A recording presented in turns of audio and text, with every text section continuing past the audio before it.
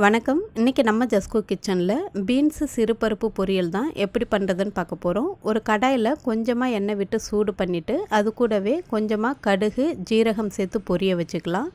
காரத்துக்காக ஒரு 2 காஞ்ச மிளகாய் உடச்சிட்டு சேர்த்துக்கோங்க. இது கூடவே குட்டி குட்டியாக கட் பண்ணி எடுத்துருக்கிற சின்ன வெங்காயம், அப்படி இல்லைன்னா நீங்கள் பெரிய வெங்காயம் கூட சேர்த்துக்கலாம். ஒரு கொத்து கருவேப்பிலை சேர்த்துட்டு குறைவான தீயில வச்சு நல்லா வதக்கி விட்டுடுங்க.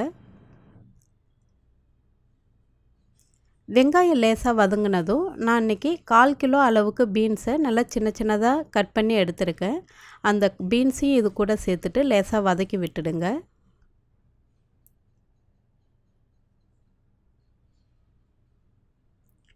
இப்போது இந்த பீன்ஸ் கூடவே நம்ம 2 ஸ்பூன் அளவுக்கு சிறுபருப்பு நல்லா ஒரு அரை மணி நேரம் நான் ஊற வச்சுட்டு தண்ணியை வடிச்சிட்டு எடுத்திருக்கேன். அந்த பருப்பையும் இது கூட சேர்த்துலாம். வேக வைக்கல, வெறுமனே ஊற வச்சுட்டு தான் நான் சேர்த்துருக்கேன்.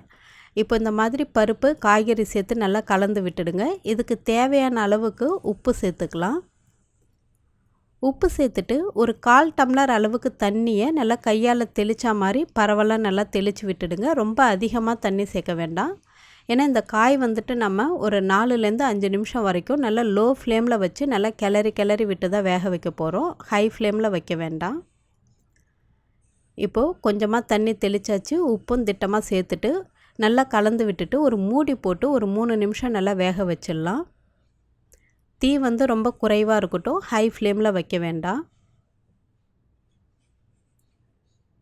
இப்போது ஒரு 2-3 நிமிஷம் பொறுத்து இந்த காய் பருப்பு ஓரளவு நல்லா வெந்து வந்திருக்கு.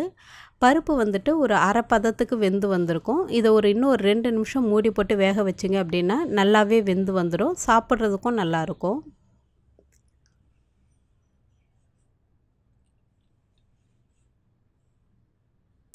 இப்போது இன்னும் 2 நிமிஷம் நல்லா லோ ஃப்ளேமில் வச்சு வேக வச்சிடலாம்.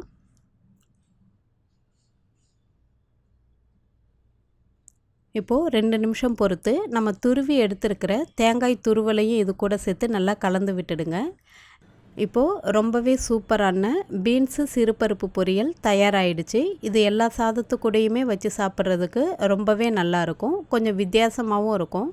நீங்களும் உங்கள் வீட்டில் இந்த பீன்ஸு சிறுபருப்பு பொரியலை ட்ரை பண்ணி பார்த்துட்டு எப்படி இருந்துச்சுன்னு சொல்லுங்கள். நன்றி, வணக்கம்.